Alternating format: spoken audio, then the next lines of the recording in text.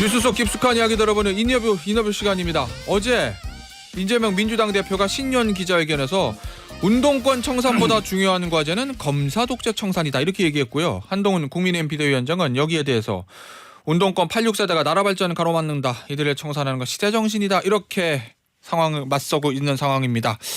자, 그리고 한동안 잠잠했던 서울 메가시티론 이게 다시 수면 위로 떠올랐는데요. 관련해서 국민의힘 뉴시티 프로젝트 특위의 홍석준 의원과 이야기 나눠보도록 하겠습니다. 의원님 안녕하세요. 예, 안녕하십니까. 반갑습니다. 자, 어제 이재명 대표 신년 기자회견 보셨죠? 예.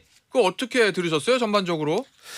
예, 그 이재명 대표가 참 대단하다고 생각하는 게 뭐 하루는 재판 받고 또 하루는 당무 보고 야 정말 전 초인적인 일정을 지금 소화하고 있는 것 같습니다. 예. 어제 신년 기자회견을 보면서 제가 느낀 게 이렇게 국론을 분열시키고 어떤 정치적 갈등을 양산을 하는 야당 지도자가 있었을까 하는 좀 생각이 들었습니다. 왜냐하면 예. 어떤 점에서 그렇죠? 근데 야당 총선을 앞둔 야당 대표 입장에서는 정부를 비판할 수도 있는 거 당연히 아니에요? 정부를 비판하면서 어떤 정책 대안도 제시하면서 또 본인의 어떤 존재감 내지는 뭐 이런 거 하는 건 당연하겠죠. 그런데 네. 지금 우리 대한민국의 가장 큰 문제 중에 하나가 어떤 극단적인 어떤 갈등 양산 아니겠습니까? 그러면서 본인도 어떤 정치적 어떤 피섭을 받았는데 그런데 그 모든 어떤 정치적인 어떤 양극단의 어떤 갈등 예. 그리고 본인의 심지어 피섭조차도 마치 그 윤석열 대통령인 것처럼 몰아서 그 이야기를 했죠. 이게 정치 테러가 개인에 의해서 벌어진 일이라고 생각하지 않습니다. 특정 집단의 일종의 욕망에 따른 결과인 경우다. 요 표현 때문에 그러신 거예요? 그런 네. 부분도 있고 또 그 윤석열 대통령이 어떤 정적 주기기 올인해 가지고 네. 뭐 이렇다는 어떤 그런 어떤 표현도 있었던 거죠. 그리고 또 심지어 4대 위기를 진단하면서 이제 저출생 위기가 또 윤석열 그 정부의 어떤 그 정책 실정으로 그렇다. 네. 아니 지금 저출생이 있던 위기가 어떤 특정 어떤 기간 특정 정부 동안의 어떤 그런 어떤 잘못입니까? 지금 현재 여러 가지 어떤 세태 변화라든지 우리 국민들의 인식의 어떤 변화 특히 정부 정책의 효율성의 어떤 의구심이 계속해서 이어지는 어떤 그런 어떤 연장선상인데 이걸 또 이야기를 좀 윤석열 어떤 정부 기관으로 좀 몰아가고 이런 것들이 참 저는 좀 이해하지 못했습니다. 어제 좀 이재명 대표의 발언을 보면 국민 통합에 앞장서야 할 대통령이 이념 전쟁을 벌인 결과 양극단으로 분열되고 정치인 암살 테러가 벌어졌다. 요 얘기거든요. 네. 그러면 결국 이 범인 개인의 일탈이 아니라 뭔가 어떤 윤석열 대통령의 어떤 뭐 직간접적인 책임을 좀 언급한 것 같은데 예. 그렇게 보시는 거죠. 그렇죠. 직접적으로 그렇게 이제 언급을 했죠. 그러면요, 의원님 이재명 대표가 이렇게 표현하는 어떤 이유는 뭐라고 보세요? 당연히 이제 총선 앞두고 예. 어떤 자기 진영의 어떤 결속력을 좀 강화하고 또 반대로 양극단에 대해서 이제 걱정하는 어떤 중도층에 대해서 예.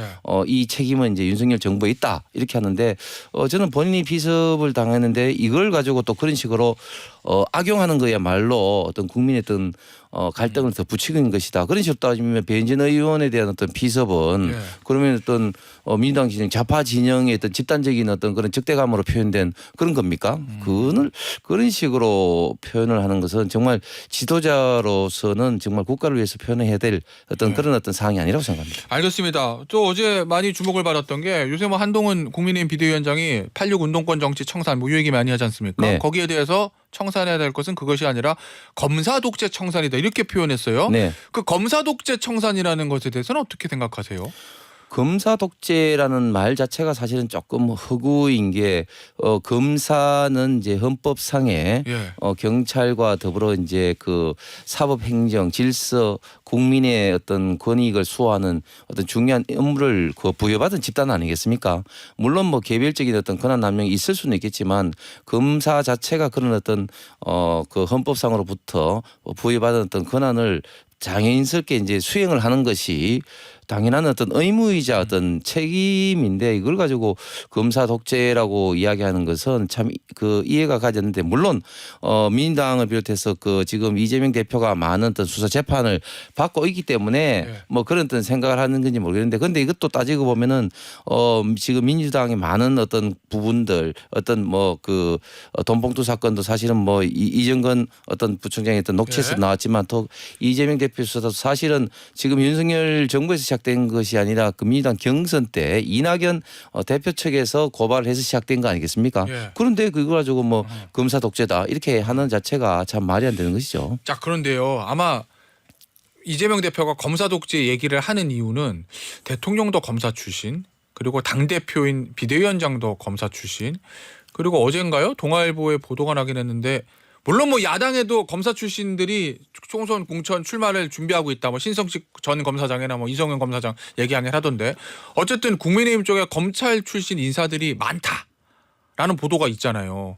아마 그래서 그런 거 아닐까요? 맞습니다. 그런 식으로 이제 프레임을 만드는 것이죠. 네. 그래서 뭐 검사공화국이다 그렇게 했는데 물론 이제 대통령 비대위원장이 검사 출신이긴 하지만 전반적으로 봤을 때 지금 장관급 이상의 네.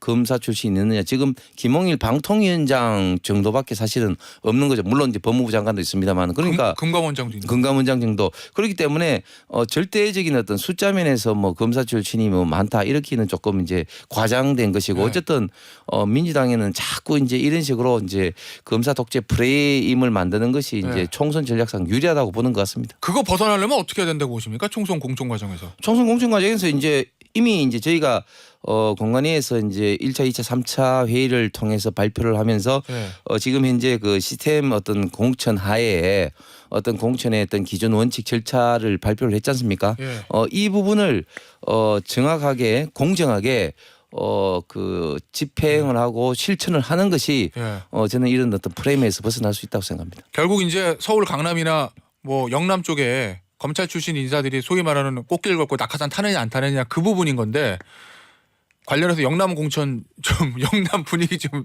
질문을 드릴게요. 어떻습니까 지금 영남 분위기? 지역구 대구시잖아요. 예.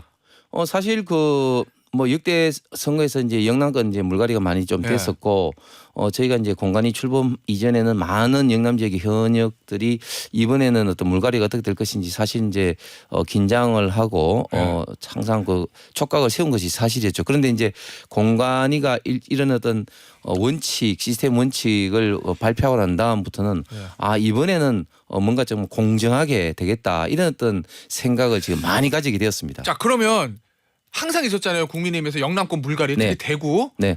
물갈이가 될 거라는 위험성 자체는 아직도 인지하고 계시는 거예요?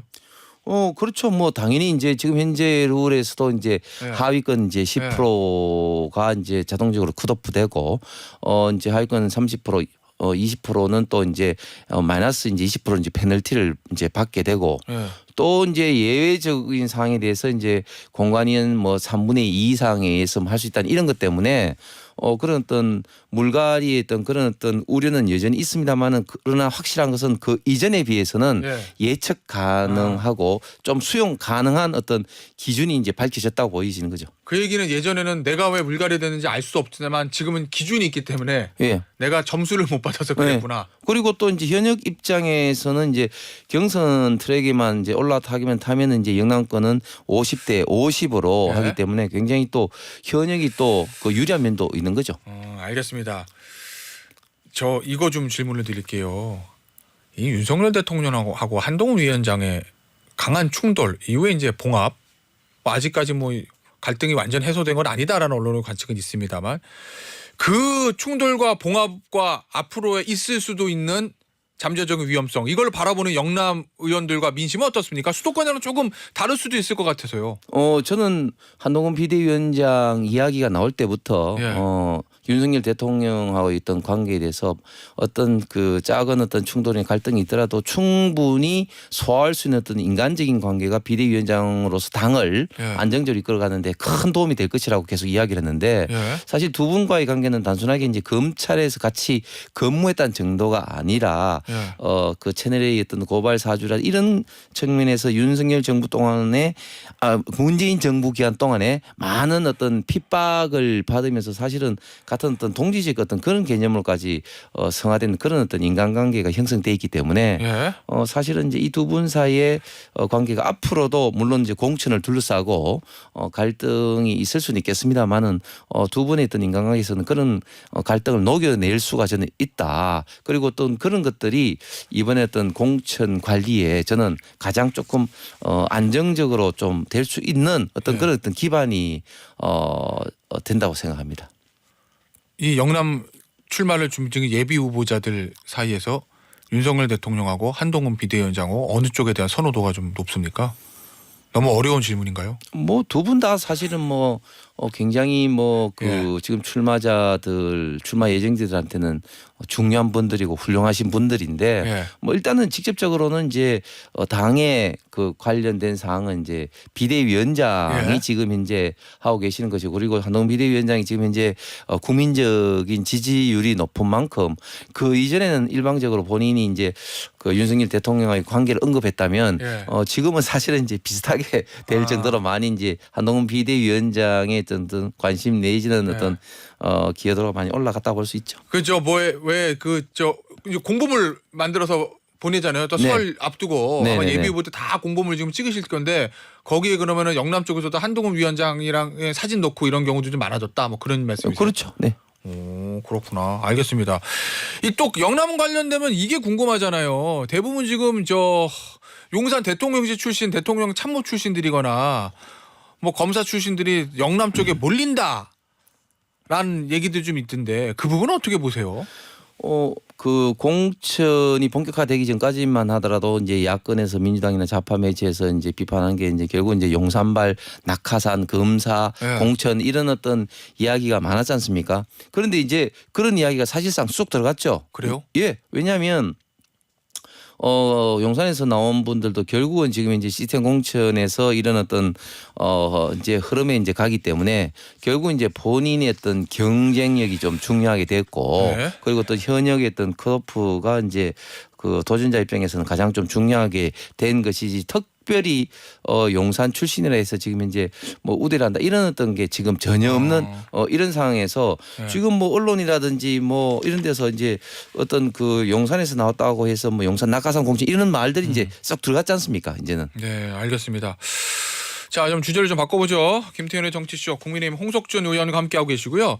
이 메가시티 있잖아요. 네. 수도권. 어제 며칠 전이죠. 문재인 대통령이 국가균형발전선의 20주년 행사에 보낸 영상 축사에서 이 정책에 대해서 대단히 어리석고 위험한 발상이다. 뭐 이렇게 얘기를 했는데 제가 이제 궁금한 거는 이게 사실 메가시티 나온 지가 몇 달 된 얘기입니다. 그렇죠. 근데 왜 문재인 대통령이 이 타이밍에 이 부분에 대해서 강하게 치고 나왔을까? 홍석준 의원은 왜라고 보세요?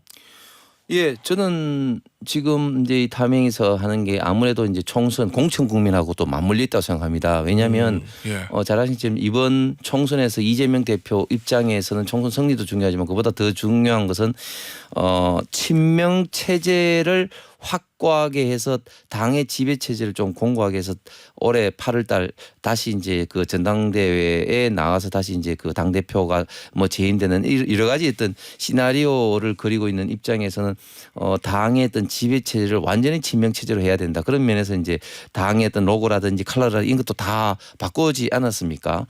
그러면서 상징적인 존재가 지금 임종석 전 비서실장인데 임종석 전 비서실장에 대해서 지금 중성동구에 대해서 거기에 이제 전략 선거구로 뭐 하는 등등에 있어서 굉장히 지금 친명 특히 이제 친명 그룹들이 친문 그룹들을 굉장히 많이 지금 압박하고 있는 이런 어떤 상황입니다. 그렇기 때문에 친문의 대부인 문재인 대통령이 이때 조금 응원 사격 존재감을 표시함으로써 이런 공천 과정에 있어서 친문의 좀 학살을 일방적으로 이렇게 강행해서는 안 된다. 친문의 학살을 좀 방지하기 위한 응원 한포 사격이 아닌가 그런 좀 생각이 듭니다. 응원 한포 사격이다.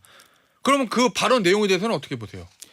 저는 전직 대통령으로서 참 길을 의심할 정도로 굉장히 강성 발언을 쏟아냈죠. 예. 이런 어떤 메가시티는 몰상식한 정책이다. 그리고 윤석열 정부 기간 동안에 균형 발전과 지방자치 가치가 퇴행하고 있다. 네. 이렇게 언급을 했는데 제가 페이스북에서 밝히듯이 과연 문재인 대통령이 이런 말할 자격이 있나? 왜냐하면은 지금 그 문재인 그 정부 기간 동안의 정책을 보면은 노무현 참여정부의 균형 발전 정책을 뭐 개성했다고 이야기했지만 사실은 그런 어떤 개성한 어떤 정책이 제가 눈을 닦고 봐도 사실은 없습니다. 네. 거기에 비해서 지금 윤석열 정부는 인수위 때부터 그 저도 참여를 했습니다만 그 균형개발 특위도 만들고 지금 여러 가지 기회균등 특구 같은 4대 특구 그리고 분산전환 정책을 통해서 전력 생산지 주변에 어떤 전기값을 어떤 싸게 하려고 하는 이런 정책들이라든지 또 2차 공공기관 이전을 지금 준비한 이런 걸 통해서 강력하게 지방균형 발전 정책을 민간이 주도해서 기업과 이제 국민들이 지방에 사는 것이 유리한 환경을 지금 조성하기 위한 여러 가지를 하고 있는데 이런 것을 제대로 모르고 하시는 말씀인지는 모르겠지만 전직 대통령으로서 하실 말씀이 아닐 정도로 굉장히 강력하게 좀 비판을 한 것에 대해서는 저는 굉장히 좀 유감입니다. 알겠습니다. 마지막 질문이 주제가 될 것 같은데요. 저희가 오늘 이재명 대표 어제 신년 기자회견 얘기를 해봤는데 대통령은 신년 기자회견 어떻게 하신답니까?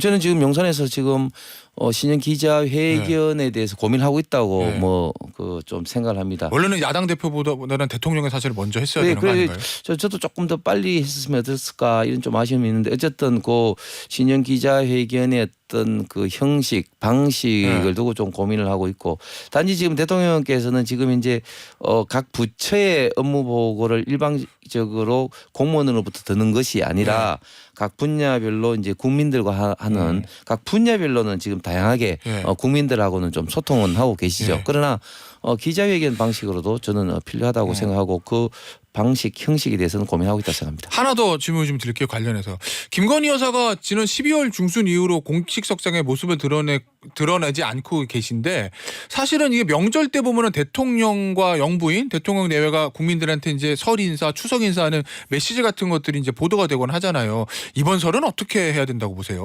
글쎄요, 뭐 그 지점도 그 대통령실 고민이 많을 텐데. 저는 김건희 여사가 최근에 뭐 여러 가지 공격으로 인해서 정신적으로 여러 가지 참 뭐 많은 좀 압박을 좀 받고 있다고 생각합니다. 대통령이 부인 이전에 한 여성으로서 경선 때부터 뭐 줄리부터 시작해서 얼마나 민주당과 좌파 매체로부터 허위 조작 공격을 많이 받았지 않습니까?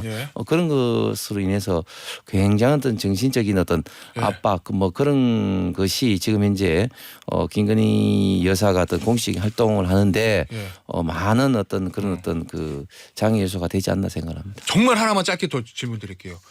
유승민 전 의원이 당 안 나가고 불출마 선언을 안 했거든요. TK 쪽에서 역할론이 있다 없다. 사실 저는 TK 쪽에서는 좀 역할로는 상대적으로 좀 적은 것 같고 아무래도 이제 수도권에서 아무래도 중도 성향의 어떤 분들에 대한 소구력이 여전히 있기 때문에 그런 부분에 대해서는 유승민 전 의원이 당의 잔류를 한 만큼 충분히 좀 역할이 있다고 생각합니다. 알겠습니다. 오늘 인터뷰 여기서 마무리하도록 하죠. 국민의힘의 홍석준 의원이었습니다. 감사합니다. 감사합니다.